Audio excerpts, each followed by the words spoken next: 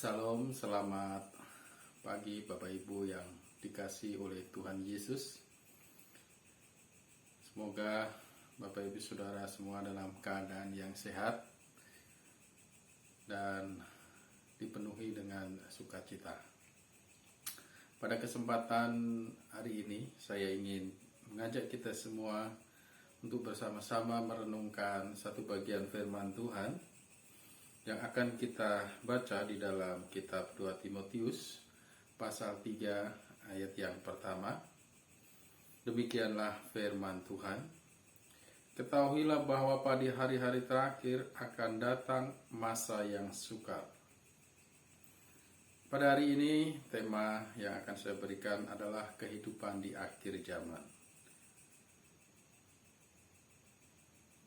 Mari sebelum kita merenungkan bagian ini, kita terlebih dahulu berdoa memohon pimpinan Tuhan. Terima kasih Tuhan, kami mengucap syukur. Berkatilah kami pada hari ini ketika kami membaca dan merenungkan firman-Mu. Kami boleh dikuatkan, kami boleh mengerti apa yang menjadi kehendak-Mu bagi kami semuanya. Pimpinlah kami Tuhan melalui Roh Kudus, sehingga firman Tuhan dapat kami lakukan dalam kehidupan kami. Di dalam nama Yesus kami berdoa. Amin. Dalam bagian pasal ini, Rasul Paulus menjelaskan tentang realitas kehidupan orang yang sungguh-sungguh beriman kepada Yesus. Berada di zaman akhir yang penuh tantangan dan pergumulan, menjadi pengikut Kristus, bahkan menjadi hamba Tuhan, itu berarti orang itu telah siap menghadapi tantangan dan penderitaan. Aniaya, diperlakukan dengan tidak adil, disakiti, dikhianati, dan bahkan ancaman kematian. Rasul Paulus memberikan kesaksian tentang dirinya sendiri yang dialami ketika dirinya bertobat dan menerima Kristus. Ia kehilangan segalanya. Bahkan ia banyak mengalami aniaya dan penderitaan. Ada banyak tantangan dan halangan di dalam hidupnya. Namun hal yang berbeda telah dialami oleh Rasul Paulus. Baginya hidup adalah Kristus dan mati adalah keuntungan. Jika dirinya hidup, ia harus memuliakan Allah. Segala yang dahulu merupakan kebanggaan dan kemuliaan sekarang menjadi sampah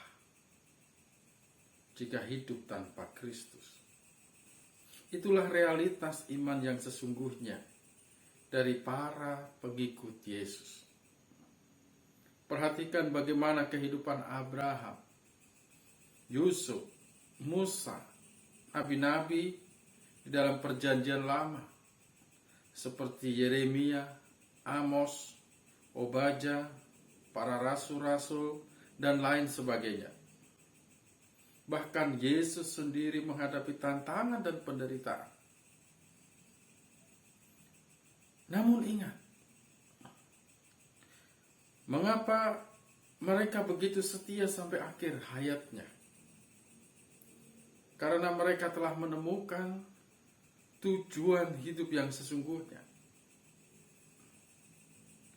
Bukan kekayaan dan kenikmatan duniawi yang sementara, melainkan kehidupan yang kekal bersama dengan Kristus di dalam kekekalan kerajaan sorga.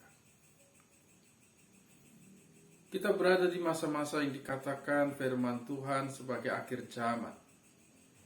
Ini menegaskan bahwa pada kenyataan zaman ini akan sampai kepada akhir.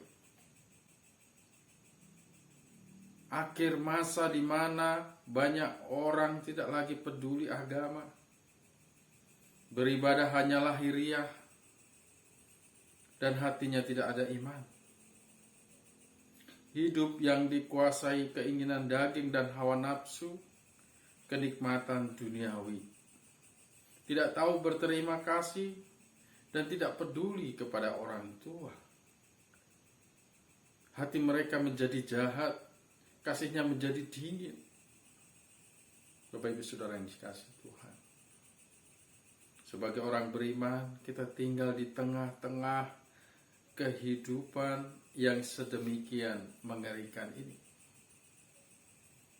Namun jangan kita menjadi lemah, karena Tuhan Allah akan melepaskan orang-orang saleh dari kejahatan dan kesulitan dunia di akhir zaman. Allah tidak berjanji langit selalu biru, tetapi Ia berjanji menyertai sampai akhir zaman. Bagaimana sikap kekristenan di tengah zaman seperti ini? Rasul Paulus mengatakan di dalam 2 Timotius 3 ayat 10 dan 14, tetapi engkau telah mengikuti ajaranku, cara hidupku, pendirianku, imanku, kesabaranku, kasihku, dan ketekunanku. Tetapi hendaklah engkau tetap berpegang pada kebenaran yang telah engkau terima dan engkau yakini, dengan selalu mengingat orang yang telah mengajarkannya kepadamu. Sikap orang Kristen yang sejati di akhir zaman,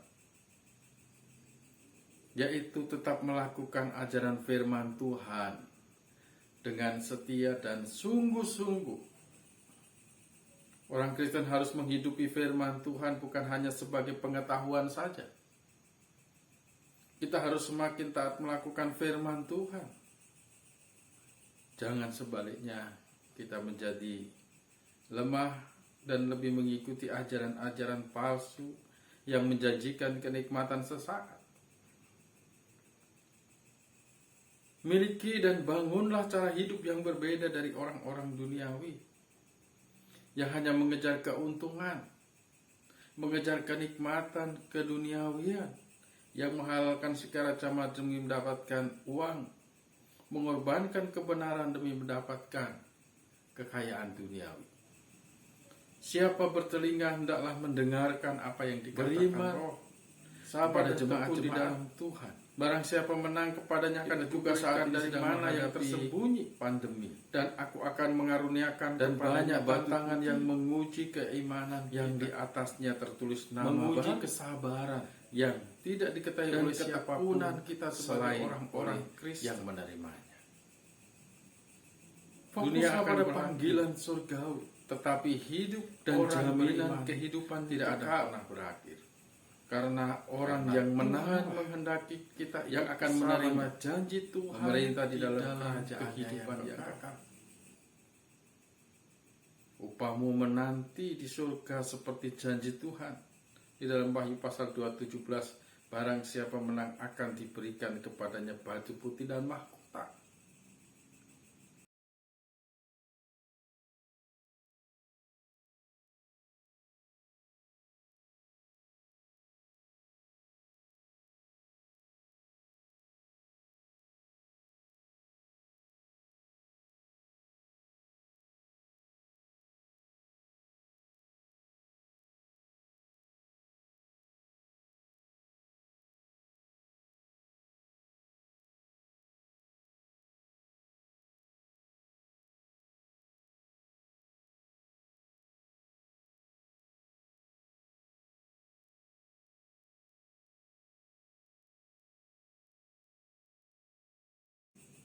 Jika saat ini kita mengalami banyak tantangan, kita mengalami banyak penderitaan, jangan menyerah. Tetaplah berpegang pada kebenaran, karena tidak untuk selamanya penderitaan menimpa kita. Akan tiba saat kemenangan dan kemuliaan yang dinyatakan oleh Tuhan Allah kepada kita semua, baik saat ini maupun nanti di dalam kerajaannya yang kekal. Kiranya Tuhan Yesus memberkati kita semua. Amin. Mari kita berdoa. Terima kasih Tuhan, kami bersyukur bila firman-Mu terus dapat meneguhkan iman kami. tengah-tengah kehidupan akhir zaman ini, kami tetap setia melakukan apa yang menjadi kehendak Tuhan melalui setiap kebenaran firman-Mu. Terima kasih Tuhan. Ampuni setiap dosa kami, dan kami menyerahkan kehidupan kami di dalam perlindungan kasih-Mu. Dalam nama Yesus kami berdoa. Amin. Tuhan memberkati.